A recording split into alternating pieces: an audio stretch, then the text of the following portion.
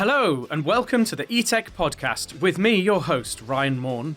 I have been involved in the development of electrified vehicles and machines since 2005 as an engineer and a business leader. This podcast is the product of my passion for electric and autonomous vehicle technology. I'm here to share knowledge from some of the world's leading experts as well as my own insights. Join me as we accelerate the transition to cleaner, safer and smarter vehicles and grow the industry around the world.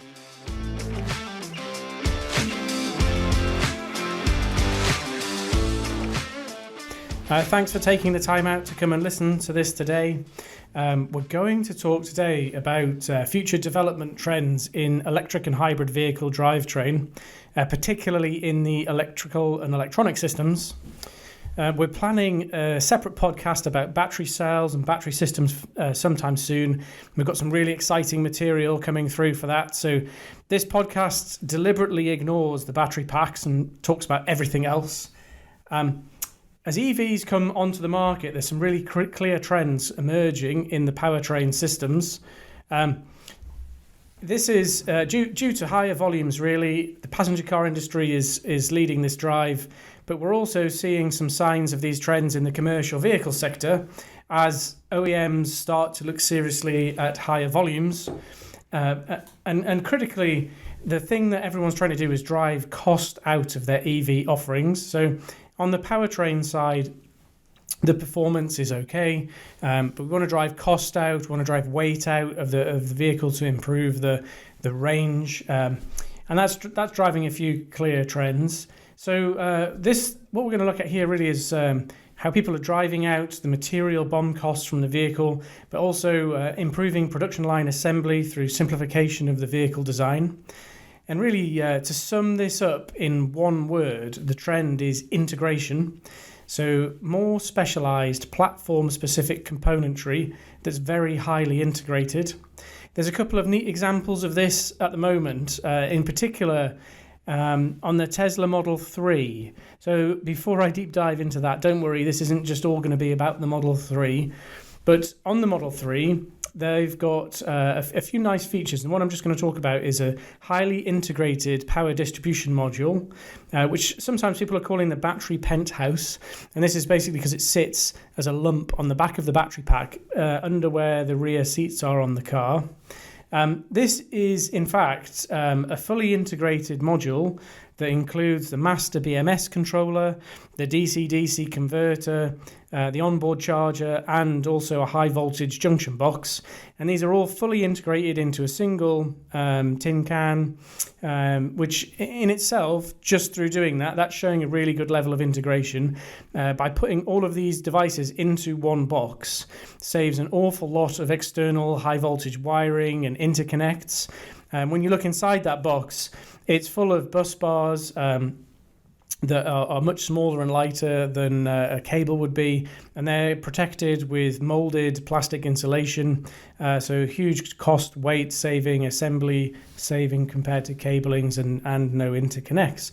So just that in itself is a huge amount of weight and cost compared to a more traditional approach where you would have separate units on the vehicle for the DC-DC converter, the battery charger and the junction box. But then any HV component integration that can delete high voltage wiring, harness and interconnects really is a good thing because it's going to help to save cost, weight, manufacturing, complexity, and it's also going to improve safety. So basically, the thing here is looking out for orange cables. If you can get rid of an orange cable, you're going to save quite a bit of money in the vehicle. So more integrated components that delete orange cables. If we look a little bit more closely at this integrated module from Tesla, it also is quite interesting in that the DC-DC and the onboard charger are a single integrated liquid-cooled unit. And this makes an awful lot of sense. So even if those two devices didn't share any common electronics, just the simple fact that the peak demand on the onboard charger is always going to be when the vehicle is stationary, and the peak demand on the DC-DC converter, which converts the high voltage battery down into 12 volts for all of the ancillary systems, infotainment and lights and things like that, The peak demand on the DC-DC converter is always going to be when the vehicle is moving. So the two things are never going to be at peak demand at the same time. So even if there was no other component commonality on the two devices, just simply sharing a common heatsink and heat exchanger to the low temperature water glycol system would be a really significant benefit. But actually there are some quite neat bits of integration in there in terms of the high voltage components and the other componentry. In the Tesla, the motor and the inverters are already highly integrated. So on the Model S, one of the features of the Model S is that it has a drive unit, and the high-performance versions have one at the front and one at the rear. And that drive unit consists of an inverter, a motor, and a gearbox in a single integrated package. There's some other advantages to having four-wheel drive, having a drive unit at the front and the rear, but Tesla already had very, very highly integrated the inverter and the motor into the drive unit. So some people, when they look at the Tesla drive unit, they think it's got two motors, but actually the standard drive units don't have two motors. On one side, the cylindrical object is the motor, and on the other side, the cylindrical object is the housing for the inverter. And the Model 3 continues that trend, so it's got very highly integrated drive unit. Also, some other new cars where we can really see this, so in particular, the Hyundai Kona. So the Kona is based on an internal combustion engine vehicle, and this has got a very highly integrated drive unit at the front end. So it kind of looks a bit like the combustion engine, although it's actually the electric drive module. And in that, we had a good look around that at the Geneva Motor Show. This is a stacked module with a motor inverter, the high voltage junction box, the onboard charger, and the DC-DC are all together at the front of the vehicle in a lump that basically looks like an engine. I think basically I would say these units are closely coupled, but they're not quite as fully integrated as the unit on the Tesla. So closely coupled, eliminated a lot of high voltage cabling by connecting them all together, but not quite as fully integrated. It's definitely heading in that direction. Also, when you look at the new Nissan Leaf, that's very highly integrated in the front end of that. I think the thing with the Kona and the Leaf compared to the Tesla, so basically the Kona and the Leaf are essentially cars that were designed to have engines that have then been adapted to be electric vehicles, whereas the Teslas are always pure electric vehicles. So the reason the Leaf and the Kona simply have integrated units that look a bit like engines at the front of the car, and the Teslas is a bit more distributed out, is because the Leaf and the Kona are filling the space left by the engine. I do think the Tesla approach, if you do the maths on the length of the wiring harness, where they've situated those components, very much minimizes wiring harness travel distances. So I would guess there's probably 30 or 40% reduction in high voltage wiring on a Model 3 on a sort of like-for-like basis, because obviously the performance of the vehicles is different compared to something like the Kona. And looking at something a little bit different, the highly acclaimed Jaguar I-Pace. So that's a really interesting car, very beautiful. I'm a massive fan of that. Really excited about that coming to the market. But actually, when you look at that, the subsystem integration on that is nowhere near that of the competitor models. And that's probably really because that's their first pure electric vehicle element. You can see if you look at cutaways of that, or if you look at it with the body removed, there's still an awful lot of orange cabling, basically. Like I said before, you want to get rid of all that orange cabling. And the modules on the I-Pace are all separate, standalone modules. So you've got distinct separate units for the onboard charger, the DC-DC converter. The inverters are not integrated into the motors, so there's wiring in between. So I expect that Jaguar Land Rover will do much more integration on future models. In the commercial vehicle world, some interesting things have come out. So for a while now, we've seen 3 really interesting new electric trucks come on the market. So from Daimler with the e-Actros, and then the new Tesla tractor unit, and then of course not to forget the Nikola fuel cell electric vehicle tractor unit. So these are all really interesting trucks, but there's one particular feature about these powertrains on these trucks. They're really sort of changing the norms. All of these new trucks are using very integrated motor transmission designs with individual motors for each driven wheel.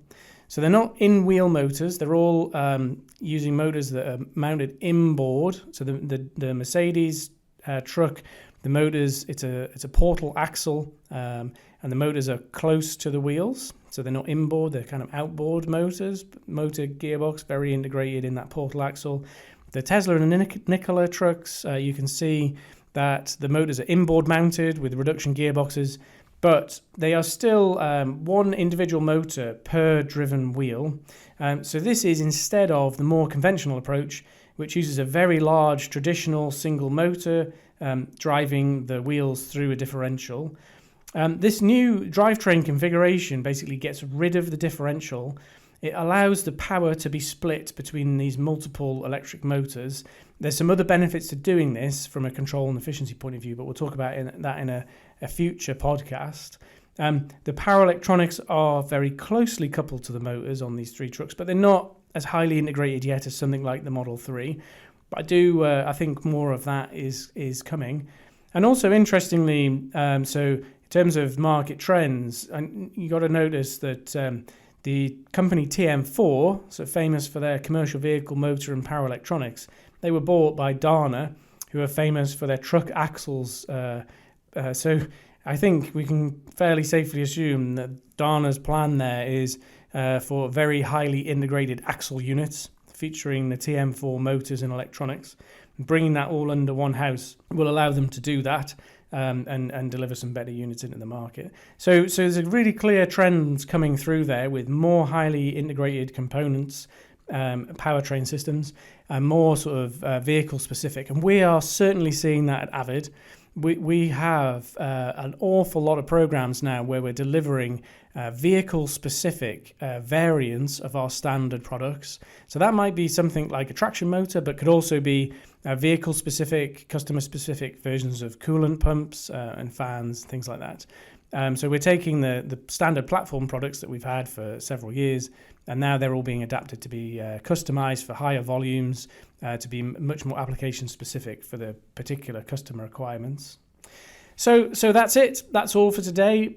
Key message being, look out for more and more powertrain integration. And if you're doing the design of an EV, really be thinking about your integration.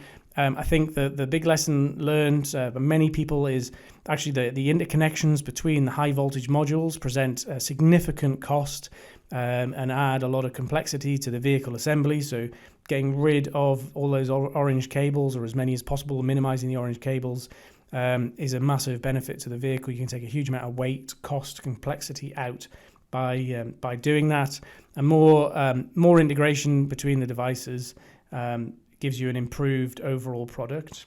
So thanks for taking the time out to listen to us. Don't forget to subscribe to the channel and leave us a rating.